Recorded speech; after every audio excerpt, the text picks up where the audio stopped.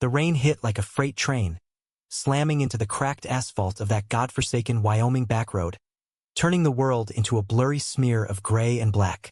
I was soaked to the bone, my duffel bag clutched like a lifeline, when the team bus's taillights vanished into the storm without me. Stranded, forgotten, just another screw-up in a season full of them.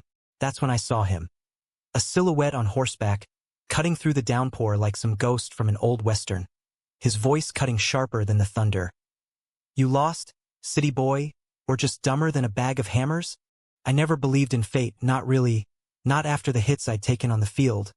The coaches yelling that life was just a game you grind through until you're broken. But there I was, Elias Harper, 22-year-old backup quarterback for the Colorado Buffaloes, shivering under a sagging bus stop shelter that smelled like wet dog and regret. The away game against the Wyoming Cowboys had been a slaughter. We'd lost 42-17, and I'd spent most of it riding the bench, nursing a bruised ego and a twisted ankle from warm-ups. The bus was supposed to wait, but some mix-up with the roster, my name scribbled wrong, or maybe just plain bad luck, left me behind. My phone? Dead battery, no signal anyway in this stretch of nowhere between Laramie and the endless flatlands. The horse's hooves splashed closer, and he reined in, water cascading off the brim of his Stetson like a waterfall. Up close, he was all sharp angles and quiet strength. Mid-30s, maybe, with a jawline carved from the same rugged granite as the Rockies, eyes the color of storm clouds, and a flannel shirt clinging to broad shoulders. "Name's Jackson," he said, tipping his hat just enough to let the rain drip onto his collar. "You look like you could use a ride before you turn into a prune." I hesitated, pride warring with the chill gnawing at my bones. Back in Boulder, I was the guy who cracked jokes in the huddle, the one who hid his doubts behind a grin. But out here, I was just a kid from the suburbs, far from the neon glow of frat parties and the roar of Folsom Field. "Elias?" I managed, voice cracking like the thunder overhead. "Yeah, a ride sounds not terrible." He swung down with an ease that made my twisted ankle throb in envy, tethering the horse, a sorrel mare named Rusty, to a rusted fence post. The truck was an old Ford F-150, faded red with mud caked on the tires, idling like it had been waiting for this exact moment. Inside, it smelled of leather, hay, and something faintly like pine soap. Jackson tossed my bag in the back and cranked the heat, the dashboard glowing like a lifeline in the gloom. We didn't talk much at first. The wipers slapped rhythmically against the windshield, and the radio crackled with some country station crooning about lost love and open roads. I stole glances at him. Calluses on his hands from reins and rope, a faint scar tracing his left eyebrow, the way his fingers drummed the wheel like he was holding back a story. "You play for the Buffs?" he asked finally, nodding at the damp logo on my jacket. "Backup QB. Not that it matters much tonight." I rubbed my ankle, wincing. "We got our asses handed to us." He chuckled, low and warm, like gravel under boots. "Wyoming boys play mean. Grew up watching 'em from the stands in Casper. What brings a golden boy like you out to this dust bowl? Football. Chasing glory, I guess." I shrugged, but it came out heavier than I meant. Truth was, I'd been chasing more than that. Chasing a way to outrun the whispers back home in Denver, the sideways looks after my high school coach caught me kissing a teammate behind the bleachers. I'd buried it deep in Boulder. The parties, the girls I dated for show, the late-night runs where I'd scream into the wind until my lungs burned. Gay in the locker room? That was a career ender, a family shatterer. So I played straight, lived straight until nights like this cracked the facade. Jackson pulled off the highway onto a gravel drive, headlights sweeping over a weathered ranch house nestled against a bluff. "This is home, or what's left of it." He killed the engine, and the storm's fury rushed back in. "You can crash here till morning. Bus depot in town opens at dawn." I followed him inside, the door creaking like an old man's sigh. The place was sparse. Scarred wooden floors, a stone fireplace with embers glowing, photos on the mantel of a younger Jackson with a man who looked just like him. Same eyes, same stance, both grinning beside a prize bull. "Your dad?" I asked, peeling off my jacket. Jackson nodded, poking at the fire. "Was. Lost him to cancer 2 years back. Left me the spread, but the bank's been circling like vultures." He handed me a towel and a mug of black coffee, strong enough to wake the dead. Ranching ain't what it used to be. Droughts, prices tanking. Folks say sell out to the developers, turning this into McMansions for city folk. We sat by the fire as the storm raged outside, and the words tumbled out easier than I expected. I told him about the game, the bench, the pressure from my old man, a retired cop who still sent articles on real men in sports. Jackson listened, really listened, his gaze steady without pity. Then he shared how he'd left the rodeo circuit after a bad fall shattered his knee, how the land was all he had left of his roots, how loneliness crept in like fog off the Platte River. By midnight, the fire had died to coals, and we'd polished off a bottle of bourbon he'd pulled from a cabinet. Not drunk, just loose enough for truths. Ever feel like you're running from yourself? I asked, staring at the flames. Every damn day, Jackson replied, his voice rough. Out here you can pretend the world's simple boots, horse, horizon. But it catches up. Our eyes met, and something shifted, electric as the lightning outside.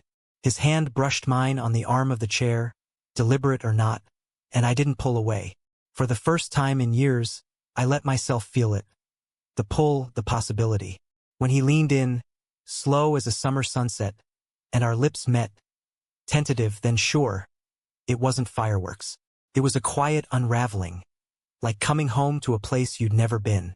Morning broke with a vengeance, the sun slicing through the curtains like a judgment. I woke on the couch, a wool blanket tucked around me, Jackson's spare boots, too big, but dry, waiting by the door. My ankle throbbed less, or maybe it was just the afterglow of the night before. Coffee brewed on the stove, and the smell drew me to the kitchen, where Jackson stood at the sink, sleeves rolled up, scrubbing mud from Rusty's bridle. His back was to me, muscles shifting under the flannel, and for a heartbeat, I forgot how to breathe. "Mornin' quarterback," he said without turning, that drawl wrapping around me like smoke. "Bus leaves in 2 hours. Figured you'd want fuel first." Pancakes sizzled on the griddle, fluffy, dotted with blueberries from a jar on the shelf. We ate at a scarred oak table, knees brushing under it, the silence comfortable but charged. Last night's kiss hung between us, unspoken but alive, like a secret we both guarded. "About," I started, fork midway to my mouth. Jackson set his down, meeting my gaze. "No abouts. It was real. That's enough for now." His hand covered mine, thumb tracing a circle on my knuckle, and damn if it didn't send sparks up my arm. But his eyes held shadows, the kind that spoke of fences mended too many times. I caught the 9 a.m. bus back to Laramie, the depot a squat brick building reeking of diesel and stale donuts. My phone buzzed to life. 20 missed calls from Coach, texts from teammates. "Where the hell are you? Harper, you ghosted?" I fired off excuses, but my mind was elsewhere. On the ranch, on Jackson waving from the truck as gravel crunched under my feet. "Text me when you're safe," he'd said, slipping a scrap of paper into my pocket with his number scrawled in block letters. I did, from the bus seat. "Made it. Owe you breakfast in Boulder sometime." The reply came quick. "Deal. Watch the hits out there." Back in Boulder, reality crashed in like a blitz. Practice was hell. Drills in the biting November wind, coach barking orders, my throws wobbling from the ankle. Off the field, it was worse. The weekly call from Dad, grilling me on scouts, on keeping my head in the game. Mom chimed in with her gentle probes. "Seeing anyone special, honey?" I dodged, as always, but Jackson's voice echoed in my head, that low rumble promising something honest. We texted for weeks, stolen moments between weights and film study. Him, pics of sunrises over the bluff, Cavs nursing under cottonwoods. Me, blurry shots of the Flatirons dusted in snow, memes about quarterbacks who fumble life. It built slow, like a play unfolding. A voice note of him singing off-key to Johnny Cash, my confession about the high school fallout, the fear that had me transferring schools junior year. By Thanksgiving, I couldn't wait anymore. "Road trip," I typed one night, heart hammering. "I'll drive up after the family thing." His reply, "Hell yes. Bring that arm, fences need mending." Denver traffic was a nightmare, turkey-stuffed and festive, but I blasted Springsteen and pretended the Rockies were calling me home. Dad clapped me on the back at dinner, Mom's pie melting on my tongue, but I was counting hours. Slipped out early, blaming an early practice, and hit I-25 north, the plains unfolding like an invitation. The ranch looked different in daylight. Golden grass waving in the wind, the house sturdy against the sky. Jackson met me at the gate, dust kicking up from his boots, and pulled me into a hug that smelled of earth and him. No words, just that press of bodies solid and sure. We spent the day like that. Him showing me the spread, me trailing like a puppy, laughing as he roped a post with effortless grace. "Your turn," he said, tossing me the lasso. I botched it spectacularly, the loop tangling around my boots, and he doubled over, tears in his eyes from mirth. That night, fire crackling again, we talked deeper. He confessed the betrayal that still stung. His ex, a roughneck from the oil fields, who'd promised forever then vanished with half the savings when the rigs dried up. "Left me questioning everything," Jackson said, staring into the flames. "Like maybe I wasn't worth sticking around for." "You're wrong," I whispered, shifting closer. Our kiss was hungrier this time, hands exploring with a reverence that scared me, because it felt like more than memory, like future. We fell asleep tangled on the rug, the storm long gone, just the wind whispering through the eaves. But cracks showed by dawn. A truck rumbled up the drive. Foreclosure notice from the bank. The rep in a cheap suit droning about payments overdue. Jackson signed nothing, jaw tight, but I saw the weight settle back on him. "It's nothing," he lied, but his eyes begged me to believe. Christmas came and went in a blur of eggnog toasts and forced cheer, but my mind was Wyoming-bound.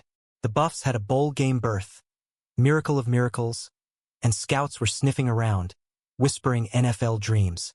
Dad beamed over turkey, toasting my shot at the big leagues, oblivious to the phone burning a hole in my pocket.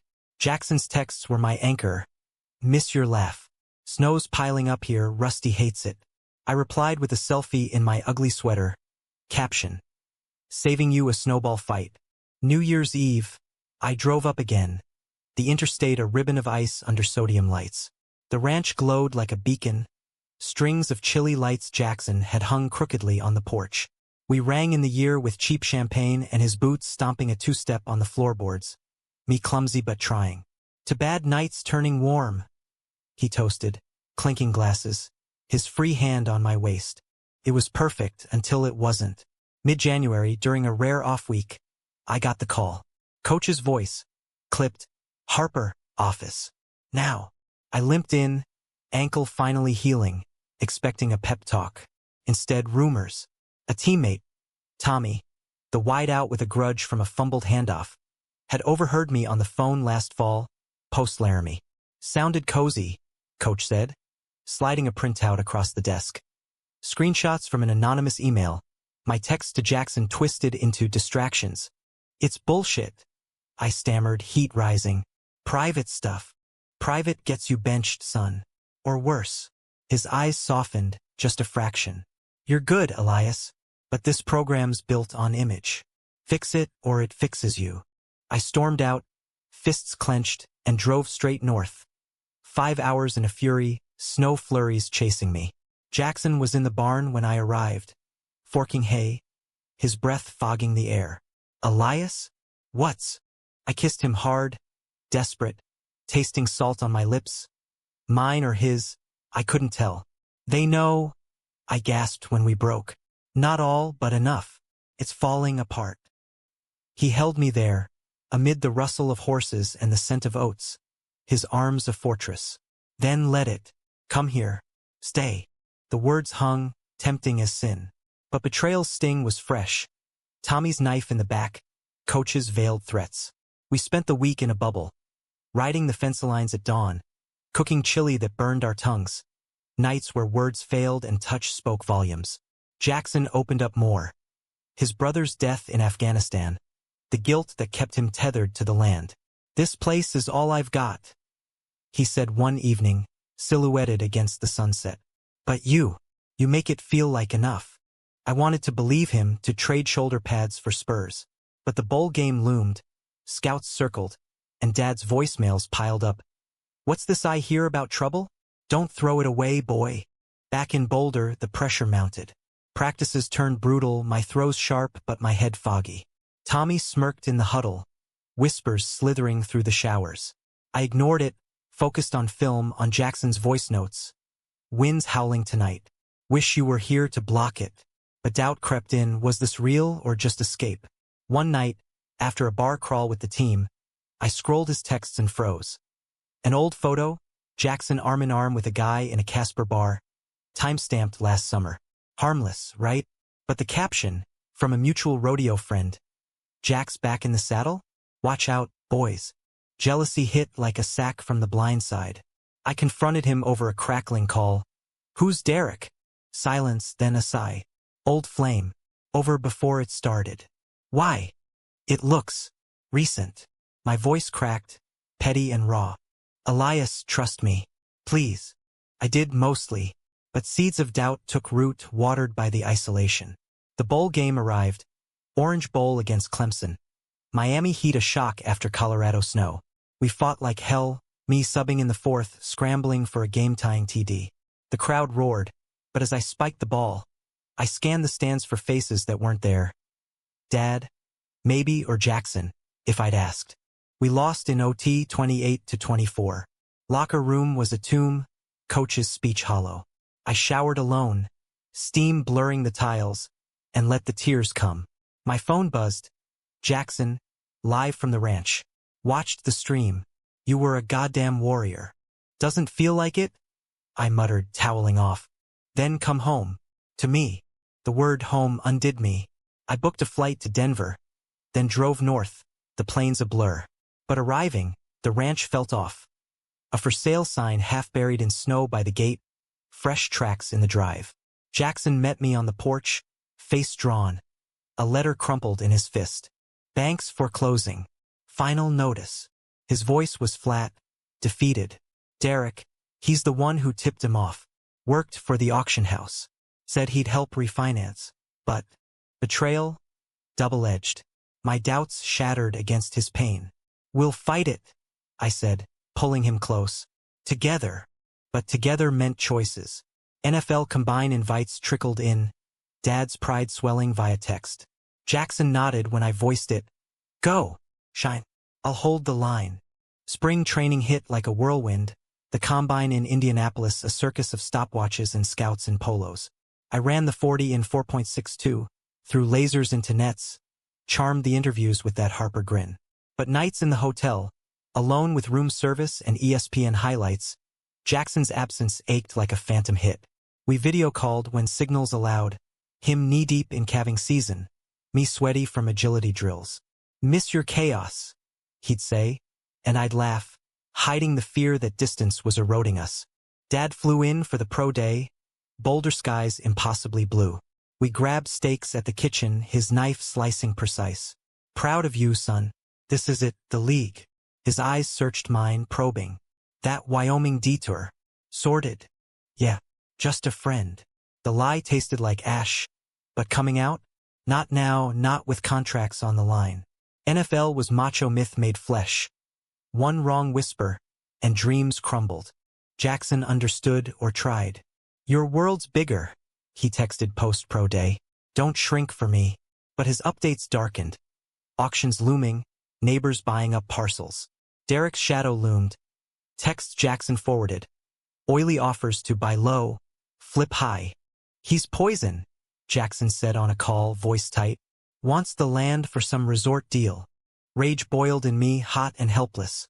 I drove up after draft prep, the Rockies melting into spring green. The ranch was alive with promise. Foals gambling in the pasture, wildflowers nodding along the creek. We rode out at dawn, Rusty steady under me, Jackson pointing out elk tracks in the mud. This is what I fight for, he said, reining in at a overlook, the valley sprawling like a hand-drawn map. I dismounted, ankle twinging faintly, and pulled him down. We made love there. Not frantic, but slow, reverent, the earth cradling us as the sun climbed. Afterward, tangled in saddle blankets, I traced the scar on his knee. Marry me? I blurted, the words escaping before fear could cage them. After the draft, we'll buy it back together. His laugh was bittersweet. Quarterback proposing on a bluff? Romantic as hell. but his eyes clouded. Elias, the draft. It's your shot. I won't clip your wings. It's our shot. I kissed his palm, sealing it. Back in Boulder, the world accelerated. Mock drafts pegged me mid-round. Sleeper with upside. Teammates slapped backs. Parties flowed. But Tommy's smirks lingered. His anonymous emails now campus gossip. One night, buzzed on cheap beer, he cornered me in the lot. Heard you're playing for the other team, Harper. That cowboy your cheerleader. I shoved him, stars exploding in my vision as his fist connected. Security broke it up. Coach hauling me in at dawn. Suspension till playoffs? Stupid. Elias. Fix your shit. Suspended. The word echoed like a fumble. Dad called. Furious. What the hell? This is sabotage. Mom soothed, but her voice trembled. Talk to us, honey. Whatever it is. I drove to Wyoming that night, storm clouds brewing again. Fate's cruel echo. Jackson was in town at the feed store when I found him. Fight, I said, breathless. With me. He nodded, but his phone rang. Bank rep. Auction set for June. We raced back, plotting, crowdfunding, loans, anything. Days blurred into a frenzy. Calls to lawyers. Me skipping drills to haul fence posts. Romance simmered beneath. Stolen kisses in the hayloft. His hand in mine under starlit skies. But tension coiled like barbed wire. The betrayal struck on a Tuesday. I was in the barn, mucking stalls, when Jackson's truck roared up. He stormed in, face ashen, thrusting a folder at me. Read it. Contracts. Signed last month. Jackson selling to Derek. He offered double, Jackson whispered, crumpling. Said it'd save me from ruin. I thought I could buy back later. For us. You signed without telling me? Betrayal clawed my gut, sharper than Tommy's punch. After everything? I was scared. Losing the land. Losing you to that world. I panicked. Tears tracked his dust-streaked cheeks. Forgive me. I walked out into the rain. That same relentless downpour, chest heaving. How could I? Trust shattered, dreams fracturing. I slept in the truck that night, engine rumbling, replaying our moments. The first kiss, the bluff proposal. By morning, resolve hardened. This wasn't ending in ruins. The draft was a week away. Chicago's lights a siren call. But I stayed buried in Wyoming mud, fighting for the ranch like it was 4th and goal. Jackson gave space. His apologies and notes slipped under the truck door. I broke us. Let me fix it. I read them by flashlight, heart warring with head. Betrayal stung. But love? That was the deeper wound. The one that whispered second chances.